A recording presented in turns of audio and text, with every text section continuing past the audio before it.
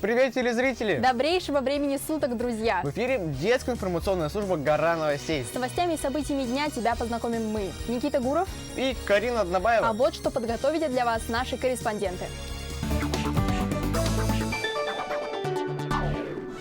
Сегодня в выпуске: где же учат историю играючи, кто уже готов к походу в горы и почему знать свое культурное наследие так важно.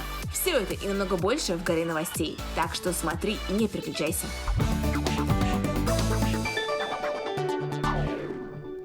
На календаре 9 марта, с прошедшим праздником, девчонки. Спасибо, надеюсь, что вы довольны своими подарками. А мы довольны новостями, которые отыскали к нашей встрече. Школьников Башкортостана приглашают к участию во Всероссийской финансовой олимпиаде. Напомню, что она проходит для ребят с 1 по 9 класс, и ведь, как известно, уметь распоряжаться финансами должен абсолютно каждый человек. Все желающие могут подключаться к олимпиаде на платформе учить.ру. В прошлом году в олимпиаде принимали участие более 800 тысяч школьников со всей страны. Из Башкортостана было 11,5 тысяч ребят. Посмотрим, что будет в этом году. Несмотря на результаты, все участники получат сертификаты, а победители – грамоты.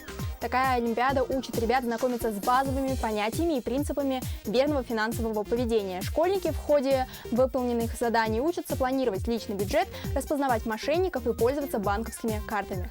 Ребята, а вы звоните и рассказывайте, как вы пользуетесь денежными средствами и как тратите свои карманные деньги. Наш номер телефона неизменный 2925-986. Ну и, конечно же, пишите в WhatsApp, вот номер. Обязательно все зачитаем, а пока давайте узнаем, как прошел военно-патриотический квест в Республиканском музее боевой славы.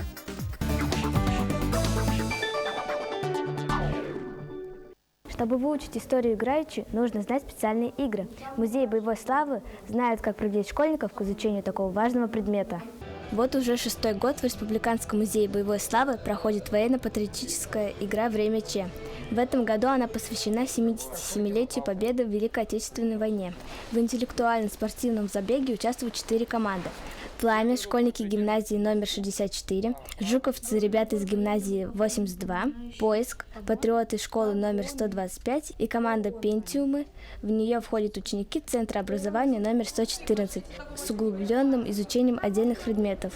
Какие задания вы уже прошли? Мы надевали противогаз на скорость, мы управились командой за 13 секунд, отжимались командно, пели песню ко Дню Победы и сейчас решаем кроссворды. Сколько всего точек и какие они будут? Всего точек 10, 5 из них находятся в здании и 5 из них находятся за пределом. Все команды проходят 10 игровых точек, расположены они в залах музея и в самом парке Победы. Задачи перед ребятами самые разные: надевать противогаз на скорость, петь военные песни, бинтовать раненых, разгадывать исторический кроссворд. И это еще не все, что юные патриоты выполнили на время. Расскажи, как вы с девочками справляетесь с квестом? Справляемся мы отлично. Сейчас мы отжимались, надевали противогазы. Вообще, в целом, нам все пока что нравится. Почему школьники должны участвовать в таких мероприятиях? Они будут лучше тогда узнавать историю нашей страны.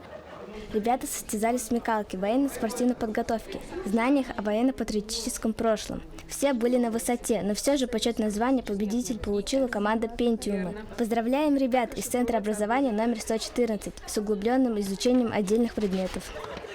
Исторические головоломки, творческие спортивные игры – все это ждет ребят, участников квеста. На все про все ровно час, зато столько всего запомнится. Амина Исмакаева, Руслан Бикбаев, специально для «Горы новостей».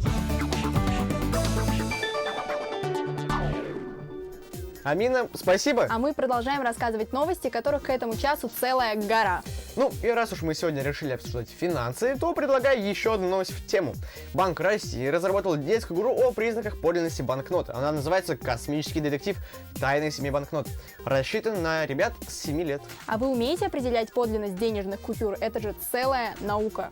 В ней нужно спасти город Финбург, столицу финансовых технологий и изобретений, от главного злодея, фальшивомонетчика. На какие именно защитные признаки денег нужно обращать внимание, игроки смогут понять из подсказок. Информацию будет проще запомнить, пройдя квест, а в мини-играх можно сразу применять свои знания на практике. Как известно, основы любых знаний лучше закладываются в юном возрасте, в том числе и финансовая грамотность. Играть можно онлайн на сайте «Финансовая культура» или скачав игру на компьютер. А я напоминаю, что «Гора новостей» идет в прямом эфире. Звоните к нам в студию по номеру телефона 2925986. Ну и пишите в WhatsApp. А мы пока зачитаем те сообщения, которые пришли к этой минуте. Ну, пошли. Что же нам написали? Так, на выходных приезжали с родителями в Уфу. Гуляли по памятникам и ходили в Башкирский драматический театр. Смотрели спектакль «Осма». Мне очень понравилось. Марьям из Белебея. Очень здорово, что ты смогла провести эти выходные с семьей. Мне кажется, это очень ценное время. Нам сейчас всем не хватает общения, больше объятий каких-то и времяпровождения именно с близкими. Я провела выходные тоже с семьей. Очень этому рада. Повидала своих бабушек. С мамой много времени провела. В общем, все здорово. Ну, я с тобой тоже соглашусь. Я съездил к бабушке, разумеется, поздравил ее с 8 марта. Съездил в гости, там тоже всех поздравил, ну и, разумеется, поздравил свою маму. Да, пишите обязательно нам еще, ну и, конечно же, звоните. Ну, а прямо сейчас узнаем, как обновили Уразовский лицей. Уразовский лицей.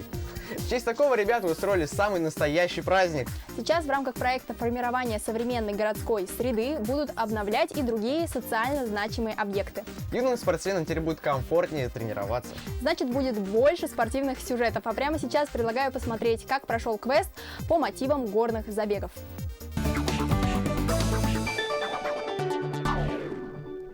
Покорять горы, вязать узлы и спасаться от лавины снега. Кажется, что это все про героя приключенческого фильма.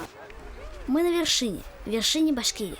Так называется детский квест по мотивам горных забегов. На площади перед лайфстайл-центром Башкирия максимально оживленно.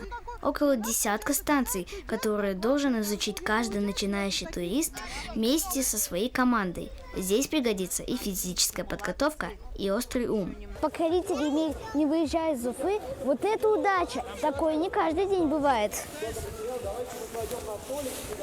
Поучаствовать в этих забегах может абсолютно каждый. Главное заранее заполнить заявку на сайте. Квест идет на протяжении всего дня. А то и, понятно, столько желающих. Ведь овладеть навыками настоящего туриста, думаю, никто не прочь. Ведь лето уже не за горами. В любом походе веревка просто незаменима, а умение вязать узлы спасет вас в любой ситуации. Подготовка к туристическому сезону для самых юных походников больше напоминает веселый праздник. Здесь аниматоры и игры, 2 трассы разной сложности, а в конце медаль на финише каждому участнику. Такое яркое погружение в мир туризма и горных забегов для ребят и их родителей проходит уже 3-й год. В игровой форме ребятам предстоит пройти трассу. Они выполняют туристические задания, учатся ориентироваться по карте. Такие навыки точно пригодятся в будущем. Михаил Денисенко, Рамазан Мусин. Специально для «Горы новостей».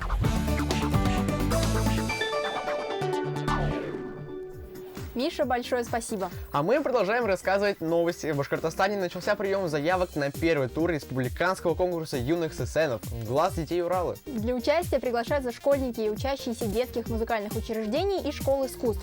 Конкурсанты участвуют в 3 возрастных категориях: с 7 до 10 лет, с 11 до 14 и с 15 до 18 лет. Участники исполняют отрывки из башкирских эпосов на башкирском языке и в его диалектах с продолжительностью не более 4 минут. Наличие национального костюма является обязательным. Разрешается использование музыкальных инструментов. Первый этап будет проходить в онлайн-режиме. Заявки и видеозаписи участников принимаются до 16 марта, так что обязательно поторопитесь. Но мы поторопимся со следующим сюжетом, который, мне кажется, продолжит эту тему.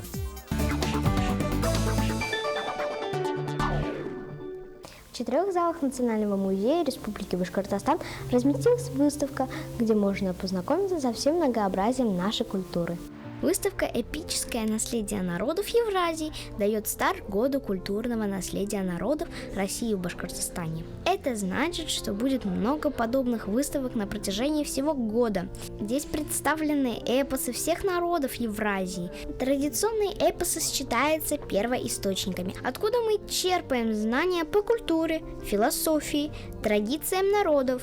Очень важно эти знания сохранять, передавать из поколения в поколение, изучать и исследовать. Основная часть выставки – это предметы декоративно-прикладного искусства башкирского народа и народов России. Что-то из этого создают наши современники. Вот, например, художник Амир Миневалиевич Мазитов создал эти картины. Амир Миневалиевич, расскажите про ваши работы, которые выставлены на выставке. Да, вот я очень долго писал эти картины, в течение аж 10 лет, потому что они такие фактурные, рельефные. А почему художники так долго пишут свои работы? Ну, я вот пишу долго, потому что, наверное, как говорят искусствоведы, в моих работах такая, как говорят итальянцы, импасто, то есть пастозная такая, фактурная, текстурная, то есть очень шероховатая. Некоторые художники пишут, и поверхность у них гладкая. У меня вот такая, прямо как земля, как камень, проходит больше года, иногда даже 2-3 года, пока первый слой высыхает. Потом художник накладывает второй слой, рисунок. В первой работе я постарался показать, как сказано в великом эпосе Урал-Батыр, связь природы и Урала-Батыра, и его отца Янберде. Старался показать, как это большая голова льва, это символ природы, символ их единства. И из головы льва как бы произрастает через метафору голова отца Урал-Батыра. Во второй работе я постарался показать ассоциацию с древнейшим мировым эпосом Гильгамеш. А почему вы заинтересовались такой темой? Ну, тема потому что вечная. Вот все художники серьезные стараются обращаться к вечным истинам, к вечным темам. Любое народное сказание, народные песни, эпос, былина, сказки для детей – это все на грани с такой вечностью. Здесь и картины, и костюмы, и ковры, и даже мультфильмы. Показывают те, в основе сюжета которых национальные эпосы. Такая выставка говорит о многом. Эпос жив спустя столько веков и будет жить вечно, пока живет тот народ, который его сотворил. Этот выставочный проект должен в будущем стать основой для других проектов в сфере изучения народной культуры. Кстати, билеты можно приобрести по Пушкинской карте. Этот проект поможет не потерять связь с корнями и узнать, чем богат наш народ. Камила Бакирова, Руслан Бигбаев, специально для Горы новостей.